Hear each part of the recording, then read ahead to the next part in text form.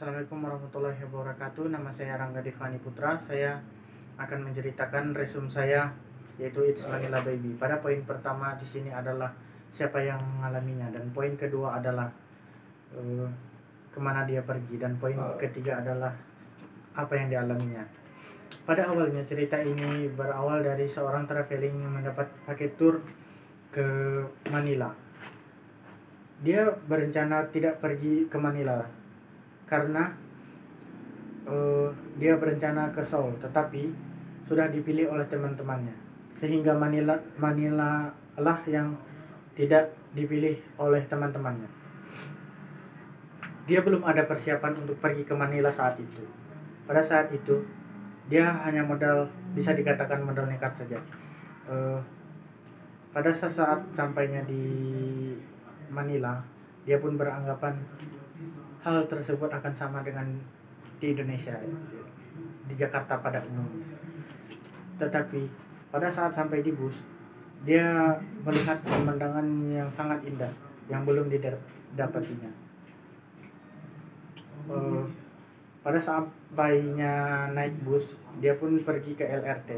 LRT adalah sejenis MRT yang ada di Indonesia.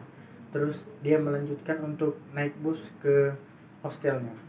Hostel adalah tempat semacam rumah susun atau bisa dikatakan kos-kosan yang dia tempati selama dia di Manila.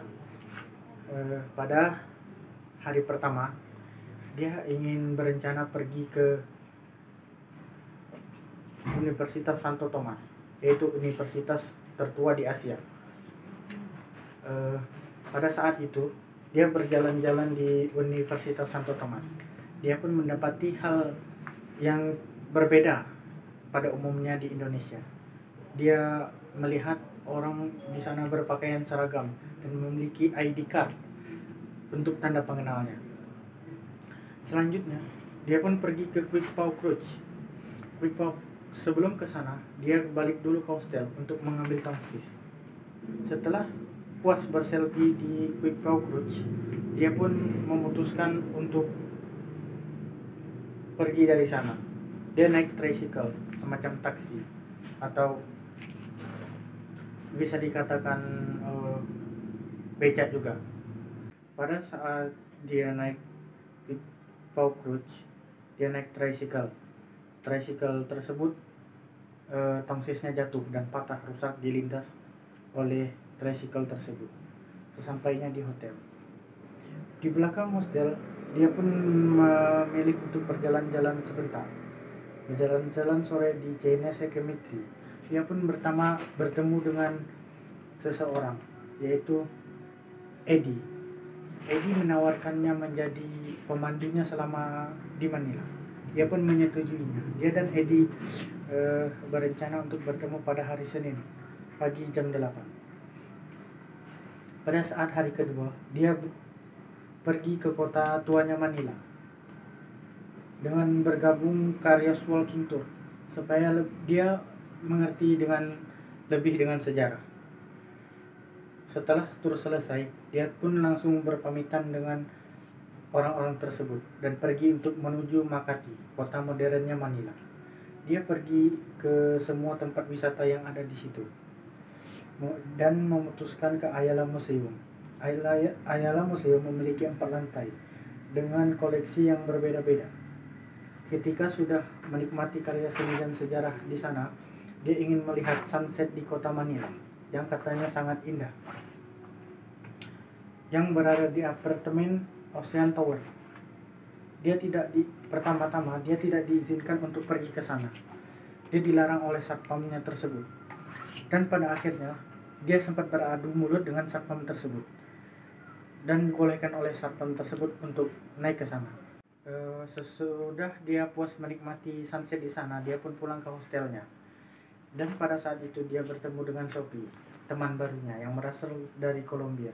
Dan tidak lupa pula dia bertemu dengan Andreas, adalah orang yang berstudi di Manila. Dan dihampiri lagi oleh Anton dan Diane, yaitu orang Swiss. Pada hari ketiga, dia pun pergi ke National Museum of Filipino dan Gallery Art. dan di situ dia bertemu dengan satu geng yang disebutnya geng alay tersebut. Ternyata geng alay tersebut adalah orang yang menolongnya dan atau membantunya menyeberangi jalan. Dia pun berbincang-bincang dengan orang tersebut, dan ternyata mereka pun ingin pergi ke galeri art. Pada saat itu juga dia berencana menemui Eldrick pada jam 8 pagi di belakang hostelnya tersebut. Tetapi dia tidak bertemu dengan Eddie. Eddie tidak datang. Dan dia bertemu dengan Jun yang katanya pemandu tur. Tetapi Jun menipunya. Jun memintai harga lebih, padahal harga tersebut tidak dibilang oleh Eddie. Pada selanjutnya, dia pun pergi bersama dengan teman-teman barunya ke Mall of Asia dan berkeliling-keliling di sana dan menikmati wisata-wisata yang ada di sana. Saat kembali ke hostel, dia pun pamitan dengan temannya karena pada malam itu besok pagi dia akan pergi pulang ke Indonesia. Tidak lupa pula dia bertukaran FB dan Instagram dengan teman-teman barunya. Malam terakhir dia memutuskan untuk ikut dengan teman-teman barunya itu ke bar. Dia tidak meminum minuman yang beralkohol, tetapi teman-temannya tersebut meminumnya. Dia hanya ikut bermain drinking game, yaitu dia yang menentukan atau melihat siapa yang kalah. Pada saat puas bermain drinking game, dia pun pulang dan waktu menunjukkan pukul 11 malam, mengingat besok dirinya akan pulang ke Indonesia. Dan saat itu dia berpamitan dengan teman-temannya dengan memeluk temannya satu persatu. Dia pun pamit dengan teman-temannya itu. Dan keesokan paginya dia pulang ke Indonesia. Hal yang dia sesali saat sampainya di Indonesia adalah tidak membeli voltron. Voltron adalah semacam kue atau permen yang bisa disebutnya begitu.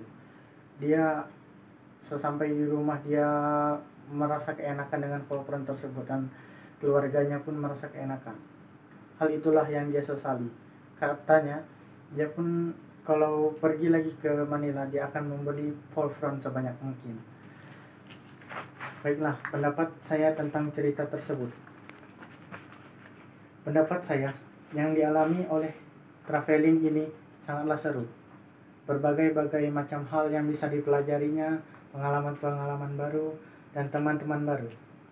Dia pun mendapat hal-hal yang tidak dia dapati biasanya di sana itu. Walaupun terkadang ada hal sedikit yang menjengkelkan. Menurut saya juga bersedia atau mau melakukan perjalanan yang sama seperti yang ada dalam cerita ini.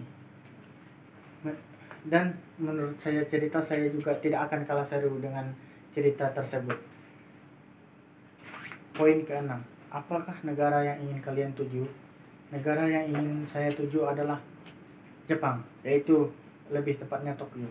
Karena menurut saya adalah Tokyo yang disebut dengan kota modern dengan berbagai teknologi yang bisa dibilang unggul. Saya ingin menikmati karya-karya yang berada di sana. Dengan teknologi-teknologi canggih tersebut, saya bisa dapat mempelajari pengalaman dan berbagai macam hal yang saya ketahui. Saya mewujudkannya dengan belajar giat dan bekerja keras, serta tidak lupa juga berdoa supaya saya mendapat paket tur gratis dan bisa ke Jepang. Sekian resume dari saya. Lebih dan kurangnya saya mohon maaf. Saya Rangga Devani Putra Nasution. Terima kasih.